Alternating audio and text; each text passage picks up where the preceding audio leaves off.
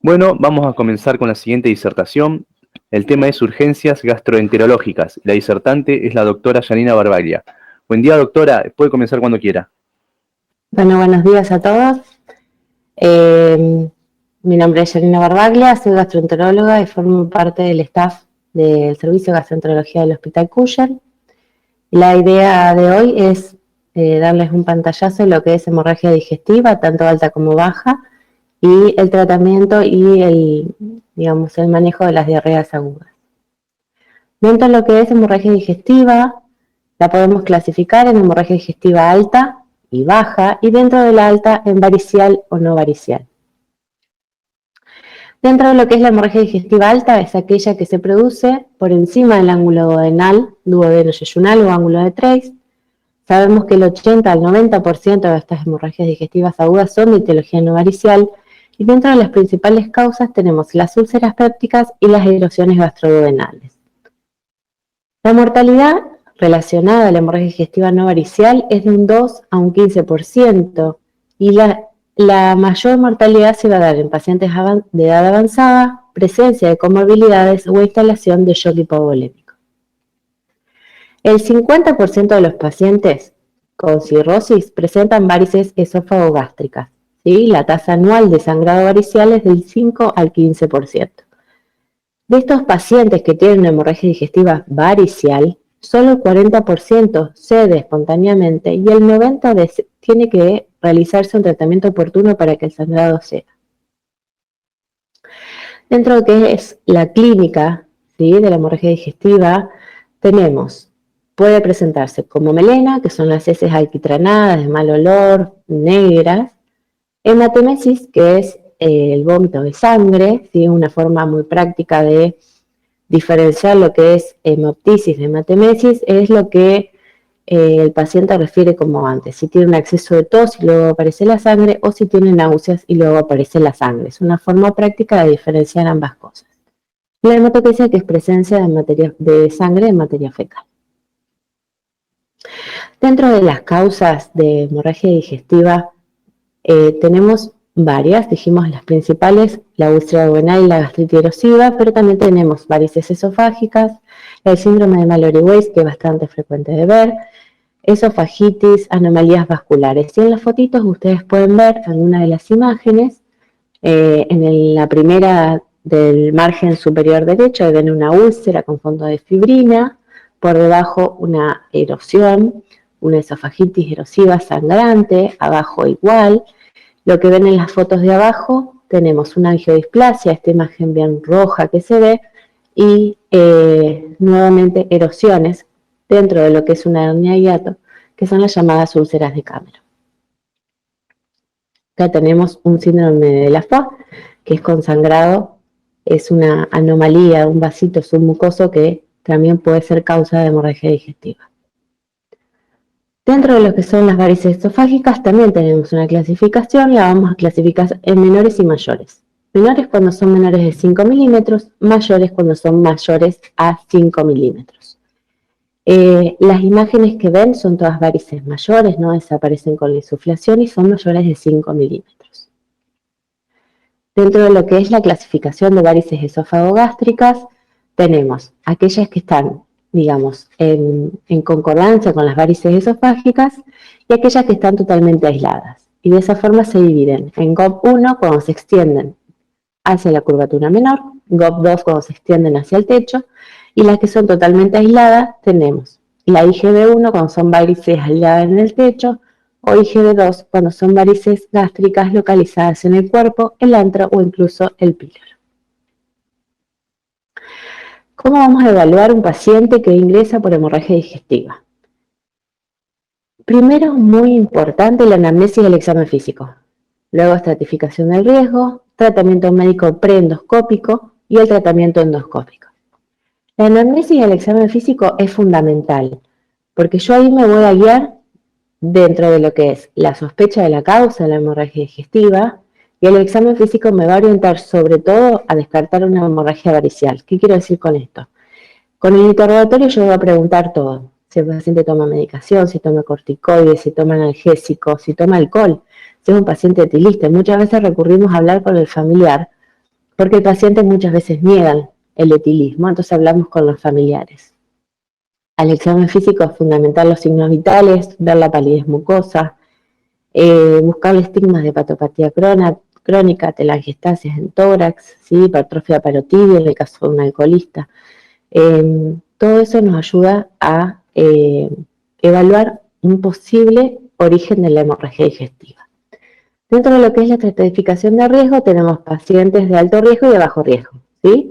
Los de alto riesgo son aquellos pacientes mayores de 60 años que ingresan con inestabilidad hemodinámica, que tienen hemotemesis activa o que padecen otro tipo de comorbilidades como puede ser diabetes, hipertensión, estar anticoagulado, que es muy frecuente también. Son todas comorbilidades que hacen que el paciente tenga un alto riesgo, sobre todo de resangrado. Los pacientes de bajo riesgo, hemorragia digestiva que se autolimita, signos vitales estables, ausencia de comorbilidades y un buen medio social. Acá pueden ver algunos de los scores que se utilizan. Este es el score de Blatchford Score, que utiliza sobre todo, todos más o menos utilizan los mismos parámetros, utilizan lo que es la presión arterial, la función renal y los números o los valores de hemoglobina. Acuérdense que el valor de hematocrito no es un valor sensible, debido a que el hematocrito demora en descender luego de una hemorragia digestiva. Bien, otro de los scores, fíjense acá, el de ROCAL, utiliza la edad, como dijimos, es un factor de riesgo para tener una hemorragia digestiva de peor evolución o de resangrado, la presencia de shock, la presencia de comorbilidades, ¿sí? Son todos scores que nos pueden ayudar para evaluar el pronóstico del paciente, ¿sí? Dentro de lo que es la hemorragia digestiva, entonces tenemos que diferenciar si nuestro paciente está hemodinámicamente compensado o hemodinámicamente descompensado. Y ahí podemos guiarnos y pensar, bueno, si mi paciente está descompensado, ¿le tengo que hacer una endoscopía ya? No. La respuesta siempre es no. Recuerden que los endoscopistas no salvamos la vida del paciente la salva el médico que lo recibe, que lo expande, que le pasa líquido, que lo saca del shock, ¿sí? Nosotros venimos después y podemos colaborar con el tratamiento endoscópico, pero lo fundamental es la reanimación del paciente. Incluso un paciente shockado, inestable hemodinámicamente, es muy difícil de anestesiar y poder hacer una endoscopía. Entonces es fundamental los primeros minutos, ¿sí?, de que el paciente llega con una hemorragia digestiva. ¿Qué es lo que debemos hacer? Debemos colocar 2 vías periféricas cortas y gruesas, perfundir solución fisiológica, solicitar grupo y factor, un laboratorio completo que debe tener hemograma, urea, creatinina, glucemia, tiempo de protombina, guionograma, ¿sí? Colocar la sonda nasogástrica y un lavado gástrico enérgico, de eso vamos a hablar un poquito después. Colocar la sonda vesical para medir diuresia, esto es si el paciente viene con una estabilidad hemodinámica, dijimos. La sonda vesical me sirve para evaluar la función renal y para evaluar el estado hemodinámico del paciente también. Oxigenoterapia y con la transfusión de glóbulos rojos, acá tenemos algunas reglitas. Si el paciente tiene menos de 7 de hemoglobina, debe recibir una transfusión de glóbulos rojos, ¿sí?, hasta alcanzar un objetivo de una hemoglobina superior a 7. En el caso de que el paciente tenga alguna patología cardiovascular o respiratoria o renal crónica, los valores deseados ascienden a 10 de hemoglobina. Y en pacientes cirróticos hay que expandir con mucha prudencia, no superar un hematocrito de 21 porque esto aumenta la hipertensión portal. Entonces, primero dijimos colocar la sonda nasogástrica, lavar y lavar. Ahora les cuento por qué. Los fundamentos de colocar la sonda: confirma el diagnóstico de hemorragia digestiva, evalúa la actividad del sangrado, esto es muy importante, ver si la sangre es roja, si el sangrado es activo, si el sangrado es oscuro con coágulos o si no hay sangrado. Y esto es muy importante, el tema de lavar y lavar, porque muchas veces nos olvidamos de lavar la sonda, que la sonda se lava con agua, ¿sí?, con agua normal. No hace falta que sea agua helada, con agua se lava, ¿sí? Es muy importante porque muchas veces decimos, no viene nada por la sonda, el sangrado paró. Y en realidad lo que pasó con la sonda es que se hizo un coágulo dentro de la sonda y eso hace que yo no pueda evaluar y ver si tiene sangrado o no. Entonces es muy importante colocar la sonda y lavarla, ¿sí? ¿Cuál es el otro beneficio que me da el colocar la sonda? Vacía el contenido gástrico, lo cual previene la broncoaspiración y facilita la visualización posterior del endoscopista, es muy importante esto. Y al retirar la sangre del estómago se evita el aumento de la presión portal por hiperemia esplácnica, ¿sí? Esto es muy importante. No hay contraindicaciones de colocar la sonda nasogástrica. Por más que yo sospeche de que el paciente tiene un sangrado varicial, no hay problema con colocarle la sonda, ¿sí? No es una contraindicación. Si yo tengo un paciente inestable, debo colocarle la sonda nasogástrica. Bien, ahora pasamos al tratamiento preendoscopía. Algunos plantean el tratamiento farmacológico con proquinéticos. Dentro de estos proquinéticos podemos utilizar la metoclopramida o la eritromicina endovenosa, que nosotros, no disponemos de eritromicina endovenosa. La idea con estos fármacos es que disminuye la necesidad de realizar una nueva endoscopía para volver al sitio de sangrado, porque al producir un vaciado gástrico, los proquinéticos mejorarían la visualización endoscópica, ¿sí? No, la verdad es que no se utiliza en la rutina, la eritromicina no disponemos y la metoclopramida la usamos, pero en algunos casos muy particulares. La verdad es que no se utiliza de rutina. Sí, lo que utilizamos siempre es el uso de inhibidores de bomba, ¿sí? ¿Cómo vamos a utilizar los inhibidores de bomba? Lo vamos a utilizar endovenoso, vamos a hacer un bolo de omeprazol de 80 miligramos, el omeprazol viene en ampollas de 40 miligramos, entonces vamos a hacer una infusión rápida en bolo de 80 miligramos para lograr la meseta del fármaco. Y luego vamos a colocar un goteo de 8 miligramos hora por 72 horas, ¿sí? Acompañado o no de esto, vamos a utilizar drogas vasoactivas, que pueden ser el Otroctide o la terlipresina.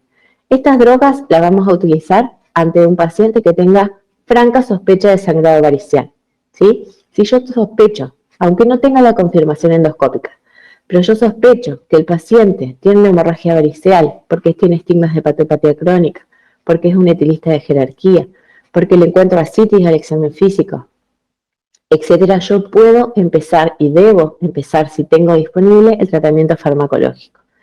Como dijimos, Octreotide y terlipresina son las dos drogas que se utilizan, ¿sí?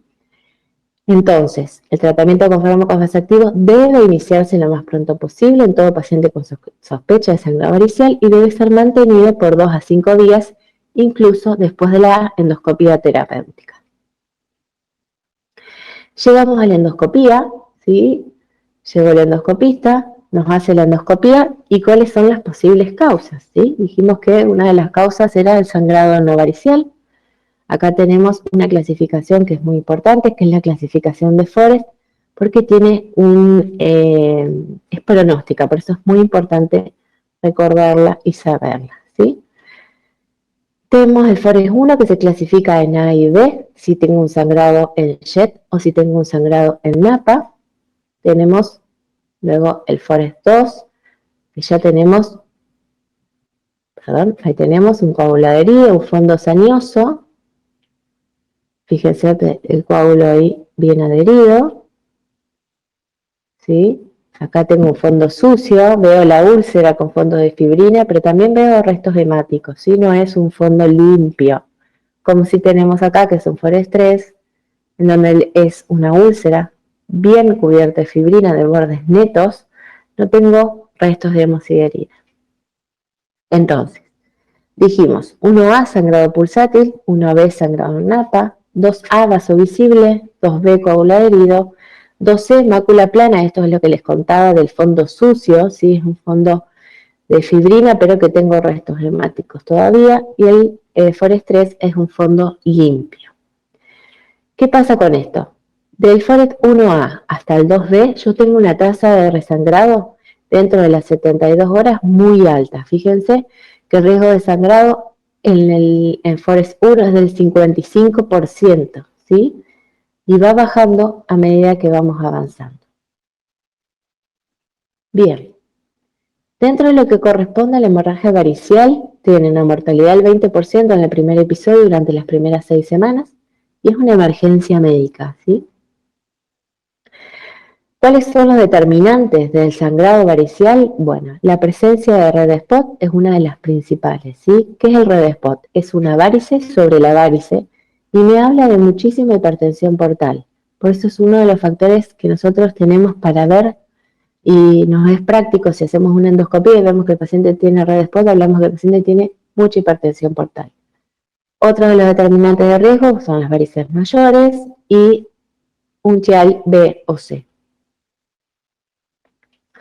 ¿Cuáles son los tratamientos endoscópicos que utilizamos y que disponemos? ¿Sí? Tenemos la inyección de adrenalina, esto estamos hablando de hemorragia digestiva no varicial, ¿sí? La inyección de adrenalina, que es un método simple, seguro, ¿sí? Disponible, que es muy importante. Esta lo utilizamos por ejemplo, en un sangrado por úlcera, ¿sí? Podemos hacer terapia con adrenalina. Siempre hablamos de tratamiento combinado, farmacológico y endoscópico. ¿Sí? No puedo hacer la inyección de adrenalina a una úlcera y no ponerle omeprazol, ¿sí? Entonces tenemos la inyección de adrenalina. La adrenalina actúa por dos mecanismos, uno como vasoconstrictor y el otro mismo por, digamos, como nosotros hacemos una inyección en los 4 cuadrantes de la úlcera, hacemos como una bond y en la misma adrenalina por compresión hace también que el vaso colapse. Después tenemos mecanismos mecánicos, que son los clips, que son la foto que ven ahí, es como una abrochadora, son muy útiles. Se utilizan sobre todo en el Marie Weiss, en la enfermedad de la foie, en vasos visibles, ¿sí? El problema que tiene son el costo, porque son un poco costosos, pero están accesibles, lo podemos utilizar. Y después tenemos los mecanismos térmicos, que son la sonda de calor, el argón plasma, que el argón plasma es un gas ionizante muy seguro porque produce necrosis y coagulación de los primeros 3 milímetros de la mucosa, por lo cual el riesgo de perforación es muy bajo. Se utilizan angiodisplasias en el síndrome de Watermelon o estómago en sandía o Gale, también lo pueden encontrar en la literatura, que es una patología que básicamente da anemia más que hemorragia digestiva y se produce por una mala contracción del antro duodenal y esto genera una exacerbación, una ingurgitación de los vasos submucosos que producen anemia. Y luego tenemos la electrocoagulación bipolar. La terapia de combinación, como dijimos, farmacológica y endoscópica, e incluso utilizando dos métodos endoscópicos, disminuye el riesgo de resangrado y la necesidad de cirugías. Entonces, como dije recién, todos los métodos endoscópicos son superiores a los no endoscópicos, la terapia térmica y mecánica no son superiores entre sí, y la inyección de adrenalina no debe utilizarse como monoterapia, por lo que dijimos, la adrenalina se absorbe y el proceso o el efecto vasoconstrictor desaparece con el tiempo. El momento de realizar la endoscopía siempre es mejor hacerla en forma temprana. La literatura habla de que no es recomendable dentro de las primeras 2 horas de la hemorragia digestiva porque se considera que en esas 2 horas yo debo reanimar al paciente, es lo primero que hablábamos. Entonces deberíamos realizarlas entre las 2 y las 24 horas. ¿A quién le vamos a pedir una segunda endoscopía? Que queremos ver qué pasó. No le vamos a pedir cuando la hemostasia endoscópica fue exitosa, ¿sí? Y tiene un riesgo de resangrado menor al 10%. En estos pacientes no es necesario hacer un second loop. Sí lo vamos a pedir ante una evidencia clínica de sangrado recurrente, ante un tratamiento inadecuado o ante una falla de poder identificar en forma endoscópica el sitio de sangrado. El éxito de esta conducta varía entre un 70 y un 75%, evitando la necesidad de cirugía y con menor tasa de complicaciones, ¿sí? ¿Cuáles son las opciones de tratamiento de la hemorragia digestiva varicial? Dijimos que teníamos el farmacológico, la terlipresina y el otroctide, el endoscópico, que lo que utilizamos son ligaduras con bandas, la esclerosis ya no la utilizamos más debido a que tiene mayores efectos adversos, el histocril, que ahora les voy a comentar qué es lo que hacemos, la sonda balón de Sextaken, la descompresión de la hipertensión portal a través de TIPS o shunt quirúrgicos y el trasplante hepático como tratamiento definitivo. Lo que pueden ver en las imágenes de la derecha, la imagen de arriba es un gráfico de cómo se colocan las bandas esofágicas, ¿sí? Que básicamente nosotros lo que hacemos es de distal a proximal, succionar la varice, sobre el endoscopio que tiene un cap, que es ese plastiquito que pueden ver. Sobre ese plastiquito van montadas una serie de banditas que cuando yo tengo la varice succionada, libera esa banda y queda esclerosada la varice. Recuerden que la ligadura con bandas, si bien produce erradicación de las varices esofágicas con las sucesivas esclerosis, recuerden que no tiene ninguna injerencia sobre la hipertensión portal. La ligadura con bandas lo que hace es producir una fibrosis de la mucosa y la submucosa del esófago, lo que no permite que se vuelvan a formar varices, pero no disminuye la hipertensión portal, por lo cual no sirve como monoterapia y siempre debo dar un tratamiento farmacológico que disminuye la hipertensión portal. En el caso de una hemorragia aguda, terlipresina autoactive. En el caso de un paciente en mantenimiento sin hemorragia digestiva, utiliza el propanolol. Abajo de esta imagen tiene una sonda de Sextaken, ¿sí? Que tiene un balón esférico gástrico y un balón cilíndrico esofágico. Tiene dos vías, una para lavar la sonda y la otra para inflar los balones. Y abajo tienen una imagen de lo que es un TIPS, ¿sí? Que es un zoom básicamente entre la circulación portal y la circulación sistémica para disminuir la hipertensión portal. Recuerden que el gran efecto adverso que tienen los TIPS es la encefalopatía. Terlipresina, entonces, ¿qué es? Es un análogo sintético de la vasopresina, se utiliza en bolo, 2 miligramos cada 4 horas y luego 1 miligramo cada 4 horas durante 5 días. Es el único fármaco que, en comparación con placebo, ha conseguido reducir en forma significativa la mortalidad, ¿sí?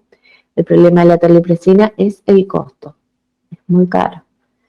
Letrozide, que es lo que nosotros disponemos en nuestro hospital, tenemos ampollas de 0,10 o de 0,5 miligramos, nosotros tenemos el de 0,10, utilizamos 12 ampollas en las primeras 24 horas y luego eso es por 48 horas y luego los 3 días siguientes utilizamos una ampolla subcutánea cada 8 horas. Una vez que se completan los 5 días del tratamiento de la hemorragia digestiva aguda, se pasa al propanolol.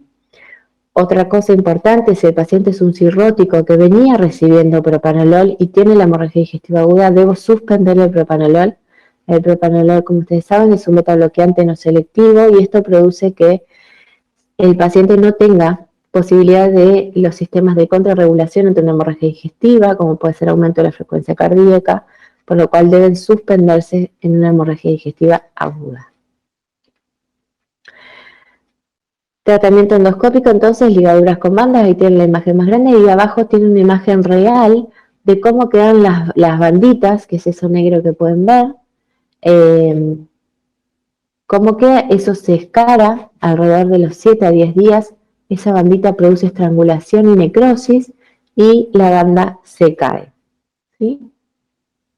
Las complicaciones más comunes, úlceras post-ligadura, hemorragia a nivel de la iscaria, o una disfagia transitoria. Recuerden que nosotros hacemos la esclerosis de distal a proximal, entonces cuando están muchas bandas juntitas a nivel distal puede producir una necrosis transitoria, una disfagia transitoria hasta que las bandas se caen. El Histocril básicamente es la gotita, lo que nosotros conocemos como la gotita, lo utilizamos para el tratamiento de las varices gástricas, ¿sí? Lo que se produce es un molde, ¿sí? De la gotita, la gotita la inyectamos dentro de la varice y esto produce un molde duro de la varice y luego se necrosa y se cae. Taponamiento con balón. Y acá tenemos la dichosa sonda de Sextaken, tan conocidas por todos. Y acá yo les quiero hacer una aclaración. La sonda de balón de Sextaken no es fácil de colocar. Entonces, básicamente las indicaciones son muy precisas. Las vamos a colocar cuando estemos lejos de un lugar o un centro de mayor complejidad, ¿sí? O lo utilizamos los endoscopistas cuando tenemos fracaso endoscópico y la ponemos en el quirófano. Siempre que vayamos a colocar una sonda de Sextaken, tengamos en cuenta fundamental esto, que no me demore el traslado, ¿sí? Porque si yo estoy cerca, por ejemplo, Estoy cerca de Santa Fe, en donde tenemos endoscopía, donde tenemos drogas vasoactivas. Si estoy cerca no pierdo tiempo en colocar la sonda. Lo mando sí con una sonda nasogástrica en aspirativo y lo derivo, porque lo que les cuento no es fácil. Ahora vamos a ver cómo es la colocación de la sonda, pero no es una tarea fácil, por lo cual si yo no estoy habituado puedo perder más tiempo en derivarlo y no se justifica, ¿sí? Tiene eficacia hemostática del 70 al 90%, una tasa de resangrado precoz del 60 al 70% y no debe permanecer por más de 24 horas. Esto lo que hace básicamente es una hemostasia por compresión. El tema es que, así como comprime las varices, también comprime todo el resto de la circulación, por lo cual puede producir necrosis de pared, que no es poco frecuente de ver. Por ese motivo se debe desinflar. Algunos refieren cada 6 o cada 8 horas, desinflarlo un poquito para darle circulación a la mucosa. La técnica de colocación, hay que retirar todo el aire del interior, ¿sí? Siempre esto de retirar el aire es porque antes de colocar la sonda debo inflar los balones y certificar de que no están pinchados. Eso es fundamental. Lubrico bien, ingreso por fosas nasales hasta el estómago. En el estómago debo insuflar con 150 o 250 mililitros de aire al balón gástrico. Tiro para que el balón gástrico quede alojado en el techo gástrico y luego inflo el balón esofágico con 50 a 70 milímetros de mercurio. Bien, eso es todo para lo que es hemorragia digestiva alta, ¿sí? Ahora vamos a pasar a hemorragia digestiva baja.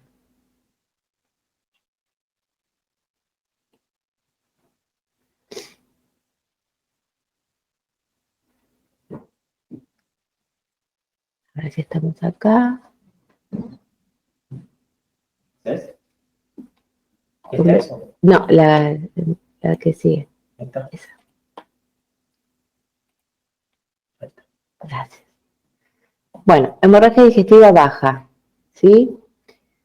Hemorragia digestiva baja es la pérdida de sangre por ano y su origen va desde el ángulo de Tés hasta el ano, ¿sí? Tiene incidencia anual del 20 a 30 casos cada 100.000 habitantes. Es autolimitada, esto es muy importante. Es de 3 a 5 veces más frecuente que la hemorragia digestiva, tiene una mortalidad baja del 2 al 4%, predomina en el varón y se presenta sobre todo en edades avanzadas.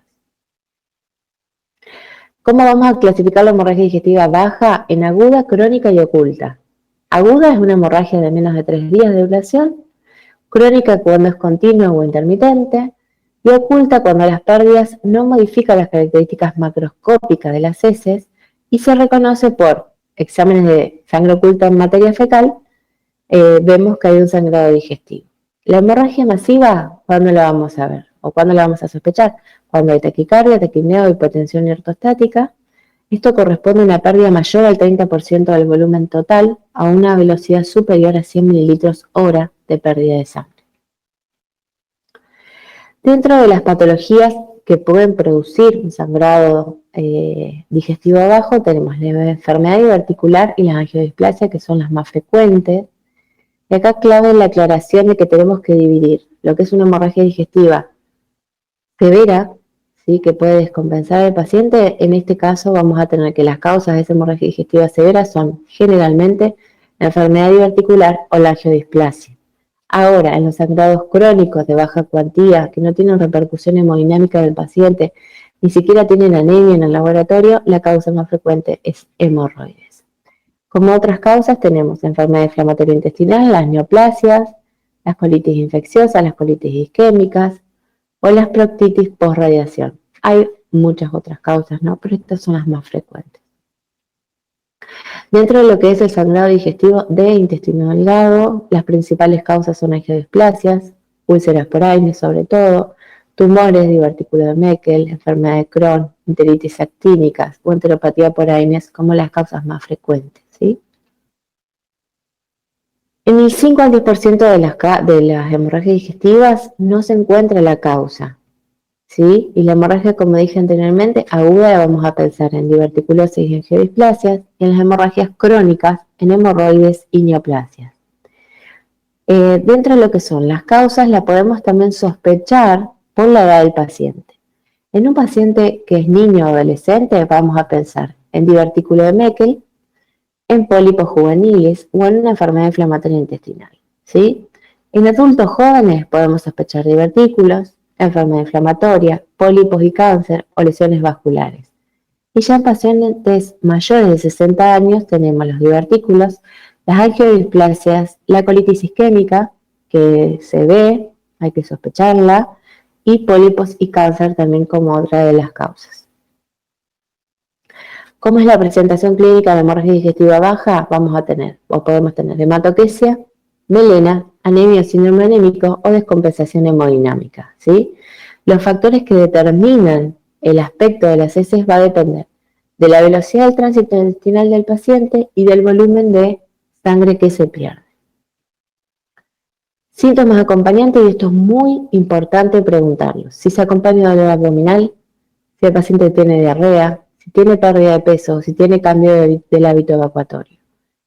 ¿Por qué me importa esto? Porque de esto yo puedo enfocarme y ver qué puedo sospechar del paciente. Por ejemplo, si un paciente viene con proctorragia, pero tiene dolor abdominal o tiene una pérdida de peso, yo no voy a pensar en hemorroides, ¿sí? A ese paciente lo tengo que estudiar. Acuérdense que las hemorroides es un sangrado rojo rutilante, con la sangre por encima de las heces, pero que no se acompaña de dolor abdominal, ¿sí? Sí se puede acompañar de cambio del hábito evacuatorio, un paciente que se constipa bruscamente por una transgresión alimentaria, un toma de medicamentos, pero en general el sangrado hemorroidal no se acompaña de dolor abdominal, por lo cual si yo tengo un paciente con sangrado y dolor abdominal, debo sospechar otra cosa. El sangrado diverticular se produce en un 20 o 55%, generalmente en pacientes mayores de 40 años, su presentación es hematoquesia. El sitio de sangrado corresponde al colon derecho en el 50 al 90% de los casos. El 75% de los sangrados cede espontáneamente y la recurrencia aumenta con los sucesivos episodios de sangrado, ¿sí? El 75% cede espontáneamente, esto es muy importante, ¿sí? Acá tenemos imágenes para que ustedes hagan una idea de lo que son los divertículos. Esto es una enfermedad diverticular severa. Pueden ver todos los orificios diverticulares que se ven. Y las imágenes de abajo tienen un sangrado diverticular importante ahí, ¿sí? Que puede ser causa de hematoquesia, ¿sí? Bien, colitis isquémica, 1 a 19%. Se producen por reducción del flujo sanguíneo, ¿sí? ¿En quién lo vamos a buscar? ¿En pacientes mayores que tienen enfermedad cardiológica o arteriosclerosis avanzada, ¿sí? La presentación clínica, dolor abdominal y diarrea. Y los lugares de localización más frecuentes son la unión recto-cima y el ángulo esplénico, y esto es por la irrigación que tiene el colon, ¿sí? Endoscópicamente se ven estas imágenes, como pueden ver en la imagen de arriba. Esto es una necrosis mucosa muy importante, ¿sí? La colitis isquémica es muy importante que la sospechemos, muy importante que la tengamos en la cabeza, porque muchas veces si no actuamos de forma rápida, el paciente puede producir una isquemia intestinal y la mortalidad es muy alta. Hemorragia digestiva baja pospolipectomía, del 2 al 16%, ahí ven un pólipo, ¿sí? Que se le hizo la polipectomía. Se colocaron 2 clips, esto lo utilizamos a los clips en el caso de polipectomías grandes, porque el pólipo tiene una arteria nutricia que va por el pedículo y si no le colocamos clips, el paciente sangra. Las ectasias vasculares es la foto que ven abajo a la derecha. Esto es una angiodisplasia, una arenita vascular muy típica, digamos. Generalmente se localiza en el ciego, en el colon ascendente, es una lesión roja plana y puede medir entre 2 y 10 milímetros. En este caso utilizamos argón plasma para quemar las angiodisplasias y que no sangren. Neoplasias, un menor porcentaje, produce sangrado oculto o mínimo pero persistente, se acompaña de pérdida de peso y cambio del hábito evacuatorio. Las colitis infecciosas pueden ser por salmonella, campylobacter, yersinia, escherichia coli, se asocian a dolor abdominal y diarrea. Proctitis por radiación, acá tenemos el antecedente de radioterapia que nos ayuda. se asocia a dolor abdominal cólico, diarrea y tenesmo, y las hemorroides en un 5 a un 10%. Entonces, si tenemos todo esto, ¿qué tenemos que hacer? La reanimación y evaluación inicial, la localización del sitio de sangrado y la intervención terapéutica para detener el sangrado. Interrogatorio, como siempre, y toda patología es fundamental. Fundamental, yo debo preguntarle todo. Si cambió la forma, cómo son las heces, qué color tienen, si toma alguna medicación, si está anticoagulado, si toma aspirina, si toma ibuprofeno, si toma diclofenac. Todo debo preguntarle. Paciente joven sano que tiene proctorragia, ¿sí? Puedo realizarle un tacto rectal o una rectosigmoidoscopía.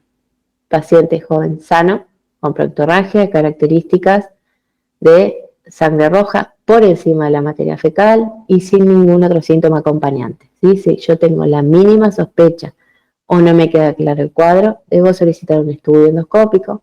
Recuerden que las enfermedades inflamatorias se dan en pacientes jóvenes, muchos pacientes los cuales llegamos tarde al diagnóstico porque se pasearon por muchos médicos y todos le decían que era hemorroides y nadie le hizo una colonoscopia. Entonces, si no tengo un diagnóstico claro, si no estoy seguro, puedo pedir una colonoscopia y me quedo tranquilo de que el sangrado o proctorragia que tiene el paciente viene de ahí. Si tengo anemia, signos de alarma o síntomas de alarma. ¿Cuáles son los síntomas de alarma? Lo que dijimos, paciente mayor de 45 años, estos factores de riesgo, la tendencia es bajarlo de 50 a 45 años. Paciente mayor de 45 años, que yo tenga repercusión en el laboratorio, lo que le decía antes. Un paciente con hemorroides o con sangrado hemorroidal no va a tener anemia, ¿sí? Es muy, pero muy, muy poco frecuente que un sangrado hemorroidal me produzca o tenga traducción al laboratorio y me produzca anemia. Entonces, si yo tengo un paciente con proctorragia, que tiene anemia, que tiene dolor abdominal, que tiene antecedentes oncológicos fuertes en la familia, debo estudiarlo y no quedarme con que es un sangrado por hemorroides, ¿sí? Bien. Acá tenemos un algoritmo de cómo vamos a hacer o cómo vamos a tratar una hemorragia digestiva, ¿sí? No les dije, pero la reanimación de la hemorragia digestiva baja es exactamente igual que la hemorragia digestiva alta. Las dos vías, veces y cortas, colocación de sonda nasogástrica si el paciente está inestable. Esto me ayuda a descartar un sangrado alto. ¿Sí? Acuérdense que el 10% de las hemorragias digestivas bajas tienen un origen alto. Entonces me ayuda también a eso, me ayuda a que el paciente no se broncoaspire si está inestable, ¿sí? Debo pedir el laboratorio, el coagulograma, el grupo factor, todo igual que la hemorragia digestiva alta. Si la hemorragia no es activa o es intermitente, yo tengo tiempo, lo preparo al paciente, le hago una colonoscopía, ¿sí? Si esta es positiva, hago diagnóstico y tratamiento endoscópico si corresponde. Si esta es negativa, lo que puedo hacer es una gastroendoscopía alta. Si esta también es negativa, debo repetir porque hasta entre un 10 y un 20% de las causas, o mejor dicho, de las hemorragias digestivas, no se encuentra el origen de sangrado, y en una reendoscopía podemos llegar a ver algo que se nos pasó por alto la anterior. Por eso, antes de empezar a estudiar el intestino delgado como causa de lugar de sangrado, debo repetir las endoscopías y tener 2 endoscopías altas y 2 endoscopías bajas para recién ahí empezar a estudiar el intestino delgado a través de una enteroscopía o una enteroresonancia o una cápsula endoscópica. Si el paciente tiene una hemorragia digestiva aguda, severa, digamos, entonces pongo sonda nasogástrica. Si es negativo y el paciente está estable hemodinámicamente, lo que puedo hacer es una tomografía. Si localizo el sitio de sangrado, le hago la colonoscopía para poder hacer el tratamiento. Si no puedo localizar el sitio de sangrado, vuelvo más o menos a lo mismo de hacer la endoscopia digestiva alta y luego el estudio de intestino delgado si no logro localizar el sitio de sangrado. En el caso de que el paciente tenga inestabilidad hemodinámica, acá nosotros un paciente inestable no lo podemos preparar para hacer una colonoscopía y las colonoscopías sin preparación no sirven para nada. No se deberían hacer, porque al no poder limpiar el colon, yo cuando ingreso con el colonoscopio no puedo ver nada. Entonces, si el paciente está inestable, la indicación es hacer una arteriografía. La arteriografía me puede dar localización del sangrado y puedo hacer tratamiento con embolizaciones súper selectivas o segmentarias, y esto me permite hacer diagnóstico y tratamiento. También con el advenimiento de las tomografías, y que incluso se pueden hacer angiotomografías, también tendrían una indicación, pero no cuando el paciente está muy inestable hemodinámicamente. Si el paciente está inestable, la indicación es una arteriografía. La centellografía con glóbulos rojos marcados ha quedado relegada solo para el diagnóstico de los divertículos de Meckel. No se utilizan para el diagnóstico de hemorragia digestiva en los pacientes inestables hemodinámicamente, debido a que la centellografía me marca el lugar de sangrado. No tengo opción terapéutica. Y el problema que tiene es que los glóbulos rojos, digamos, se liberan al colon en el lugar de sangrado, pero el colon tiene peristaltismo. Entonces, estos glóbulos rojos marcados se mueven a través del colon por el peristaltismo. Llega un momento que tengo todo el colon pintado con estos glóbulos rojos marcados, lo que hace muy difícil la localización del sangrado. Entonces, AngioTAC Multislide, lo que hablábamos, uno de los métodos accesibles que tenemos para el diagnóstico, ¿sí? Proporciona sitio y causa del sangrado, informa sobre la anatomía vascular por reconstrucción 3D. La ventaja, accesible, no invasivo y rápido. La desventaja es la radiación, el contraste y que no permite tratamiento de la hemorragia.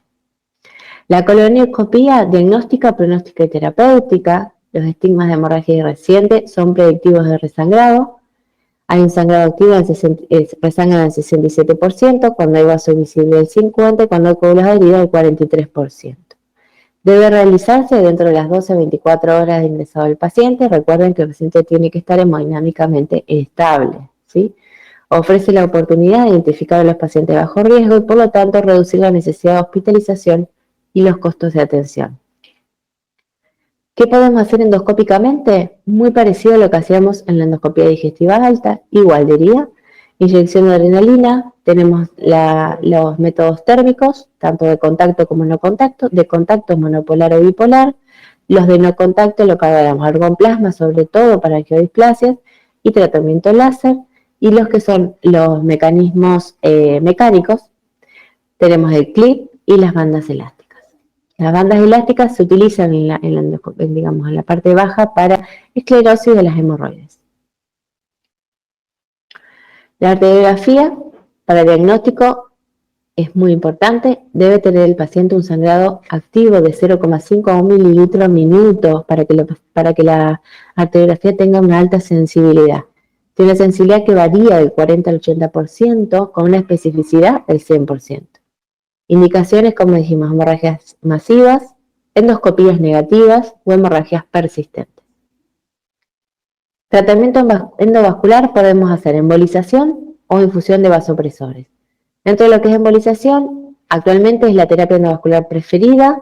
Las limitaciones es que es en las extensas enfermedades arterioscleróticas y en los vasoespasmos, en donde se corre el riesgo de producir una embolización y que el paciente, por su patología vascular de base, produzca una isquemia mesentérica, ¿sí?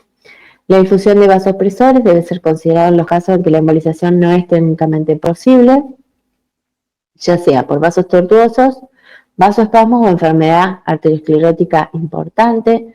Las contraindicaciones son arteriopatía coronaria, enfermedad cerebrovascular, las complicaciones, arritmias, infartos e hipertensión, y la tasa de recurrencia es mayor en comparación con la de la embolización en un 36 a un 43%. Cirugía.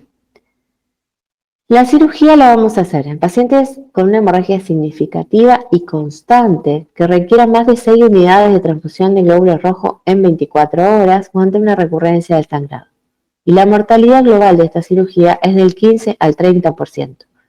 Siempre debo tratar bajo todos los medios de identificar, aunque sea el lugar de sangrado, si es del colon derecho o si es del colon izquierdo.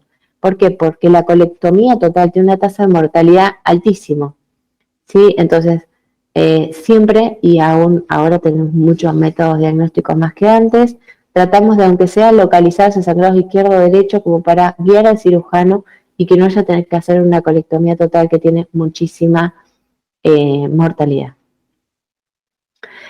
¿Con qué podemos evaluar el intestino delgado? con enteroscopía dijimos, que es lo que ven en la imagen de arriba, cápsula endoscópica, que son estas capsulitas que aparecen en pastillas, tienen alrededor de 2 centímetros, ¿sí? Y tienen camaritas que sacan fotos en los 360 grados, que son las imágenes que ven al lado, ¿sí? Con eso estudiamos el intestino delgado. La ventaja de la cápsula, que puedo estudiar todo el intestino. La desventaja es que no es terapéutica, ¿sí? Puedo localizar y saber qué tiene el paciente, pero no puedo hacer tratamiento. Acuérdense, contraindicación de la cápsula, estenosis del intestino delgado. Eso es muy importante, debemos hacer siempre un estudio antes de poner una cápsula. Enteroclisis, que es lo que ven abajo, la enteroclisis es o tránsito de intestino delgado también se llama, es un estudio contrastado radiológico, la angiografía y la gamografía. Muy bien. De hemorragia digestiva, después vamos a contestar las preguntas, pero no tendríamos nada más. Ahora les voy a dar 2 palabras de lo que es diarrea aguda.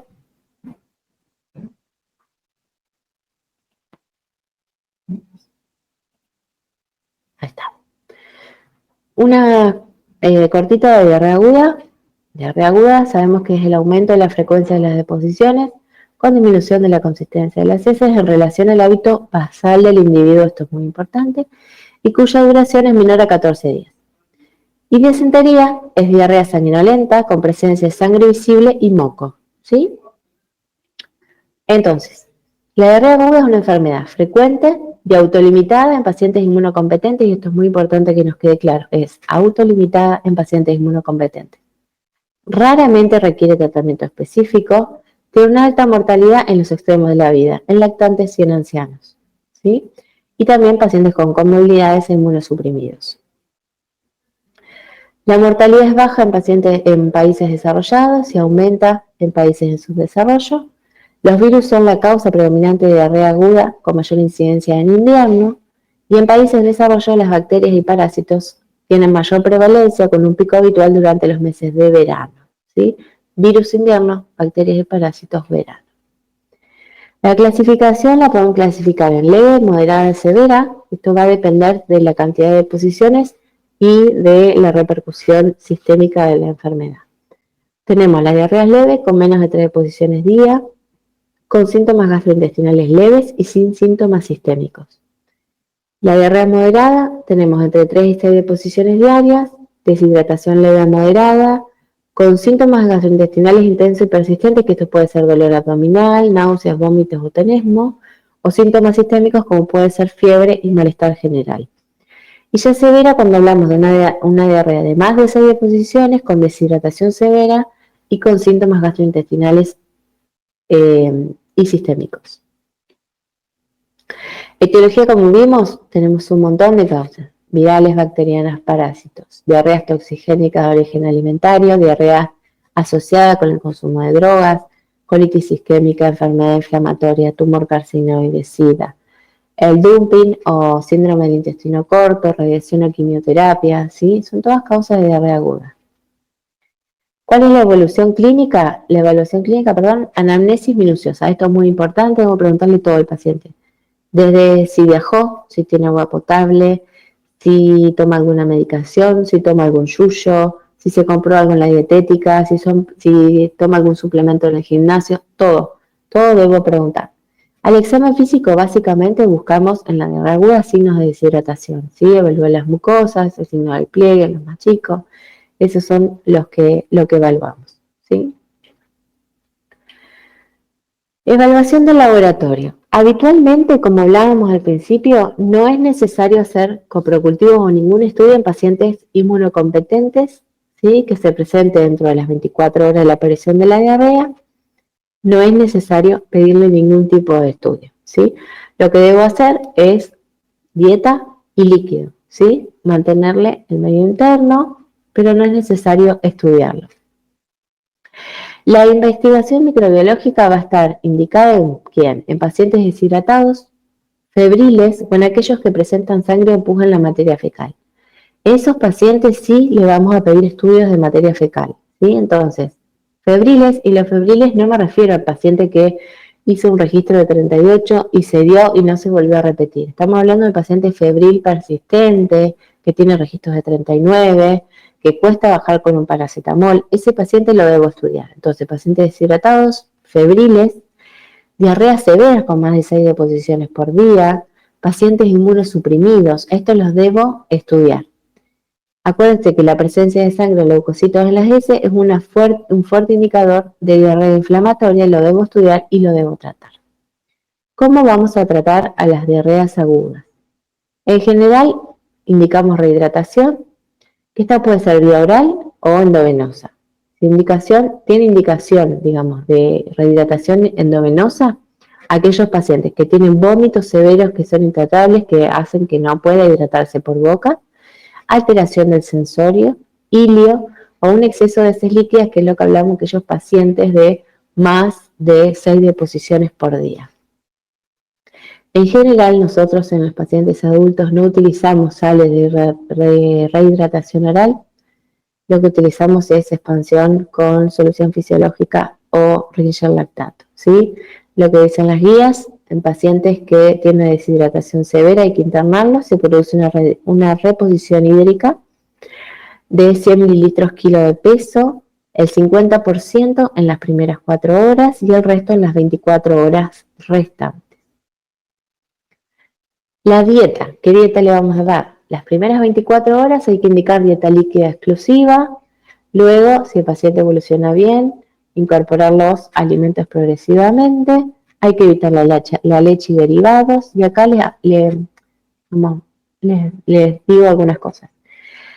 Siempre suspendemos o les prohibimos, por decirlo de alguna manera, la leche y sus derivados. ¿Por qué? Por la lactosa. Acuérdense que las diarreas agudas, las diarreas en general, producen una pérdida de los ribetes del cepillo del intestino delgado, y esto produce una mala absorción de la lactosa, ya que la lactasa está en ese ribete. Entonces, tienen una intolerancia transitoria a la lactosa. Pero ¿qué pasa con los quesos duros? Y los quesos es un lácteo y lo puedo comer y me lo indican, sí, porque el queso duro, ¿sí?, ya como está estacionado perdió la lactosa, entonces por ese motivo lo damos en el tratamiento de las diarreas, ¿sí?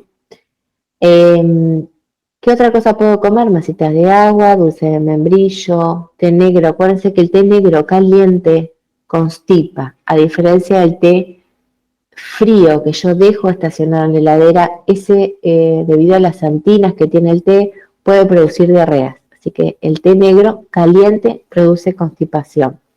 Frutas, manzana rallada como los de los chicos, que se pone negra, esa manzana puedo comer. Banana puedo comer, ¿sí? Tostadas puedo comer, pollo o carnes magras puedo comer.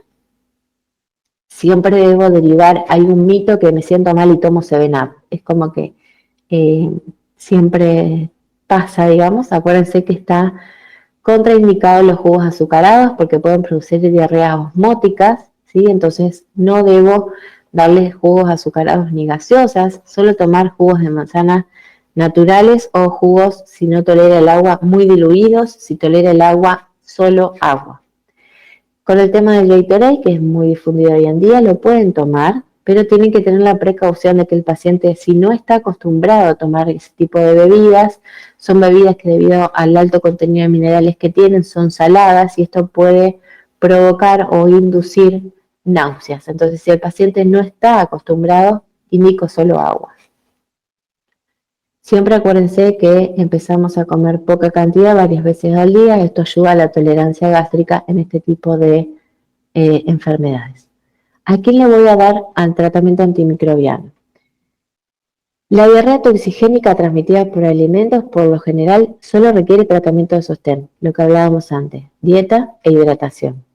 En infecciones persistentes por Shigella, Salmonella o producidas por parásitos, debo indicar antimicrobianos.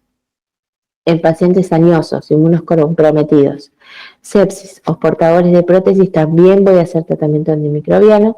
Y en la diarrea del viajero moderado severa o diarrea febril, con deposiciones sanguinolentas, también le voy a dar tratamiento. Obviamente que lo estudie, le pido el copro parasitológico, todo, y luego indico el tratamiento. ¿Qué vamos a utilizar? Generalmente en tratamiento empírico utilizamos ciprofloxacina. Pueden utilizar cualquier fluoroquinolona. Generalmente utilizamos ciprofloxacina, 500 miligramos cada 12 horas por 5 días. También podemos utilizar acitromicina, en el caso de que haya resistencia a las quinolonas, y la nitazoxamida en pacientes que pueden resultar con Cryptosporidium, giardias o amebas. Recuerden que para amebas también podemos utilizar el metronidazol, pero el gran problema que tiene el metronidazol es la tolerancia, ¿sí? Produce un gran sabor metálico en la boca que hace que los pacientes no lo toleren. En el caso de los antidiarreicos tenemos la loperamida y la crema de bismuto. En general no somos muy fan de este tipo de tratamiento. En general damos solo la dieta y la hidratación, no utilizamos antidiarreicos, pero si necesitamos, porque el paciente tiene muchas deposiciones, podemos utilizar la loperamida. Esta inhibe la peristalsis intestinal y tiene propiedades antisecretoras leves. La dosis es de 4 miligramos una vez, luego de seguido 2 miligramos después de cada deposición, con un máximo de 16 miligramos día. Recuerde que la loperamida, al producir esta parálisis intestinal, si yo tengo un paciente que tiene una diarrea infecciosa severa, puedo incitar a hacer un megacolon tóxico. Por eso no somos muy pro de utilizarlos en pacientes que no tienen un diagnóstico por el miedo de producir un megacolon tóxico en pacientes que tengan una colitis infecciosa. La crema de bismuto se utiliza mucho en pediatría, es un agente antisecretor. Recuerden que la crema de bismuto tiñe las heces de negro, por lo cual hay que avisarle al paciente. Y la dosis es de 1 a 2 cucharadas cada 4 a 6 horas. Muy bien, eso es todo. No sé si vamos a responder alguna pregunta, si hay alguna pregunta. Sí, doctora. Muy bien, bueno, tengo algunas preguntas para hacerle que han ido ingresando, pero antes de hacerle las preguntas, les pido a los alumnos que después de las mismas no salgan de la sala, que se queden, porque les vamos a mostrar cómo ingresar a la plataforma y por último el doctor Serrano va a hacer unos comentarios. Bueno, comienzo con las preguntas. Bueno. María Eugenia Rolón consulta, ¿qué dosis se utiliza para drogas vasoactivas? Las dosis están puestas en el PowerPoint, pero básicamente utilizamos Otroactive, que es la que nosotros tenemos disponible, y lo que se hace es utilizar 12 ampollas de 0.10 miligramos en 500 mililitros a pasar en 24 horas, eso se hace por 48 horas, y luego se continúa con una ampolla cada 8 horas en forma subcutánea por 3 días más, o sea, es un total de 5 días. Luego se introduce, si no lo tenía, o se restaura el propanolol. Perfecto, doctora. Sí, tal vez hay algunas preguntas que ya las respondió a lo largo de la disertación. Yo se las hago igual y bueno, en todo caso, las repito, no sé. Siguiente consulta. Janina Figueroa. Dice, si no cuento con omeprazol en la guardia, ¿con qué lo puedo reemplazar, al igual que otras drogas vasoactivas? Bueno, el omeprazol, normalmente si no tienen omeprazol tienen ranitidina. Lo que se puede utilizar en el caso de la ranitidina es un goteo de 6 ampollas a pasar a 21 micros, o sea, en 24 horas puede utilizar. El problema de la ranitidina es la taquifilaxia y la corta vida media que tiene, la vida media es alrededor de 4 horas. Por eso siempre preferimos omeprazol, pero puedo utilizar ranitidina en goteo también. La dosis máxima día de la ranitidina es 300 miligramos. Por eso las ampollas vienen de 50, coloco 6 ampollas y la paso en 24 horas. Perfecto, doctora.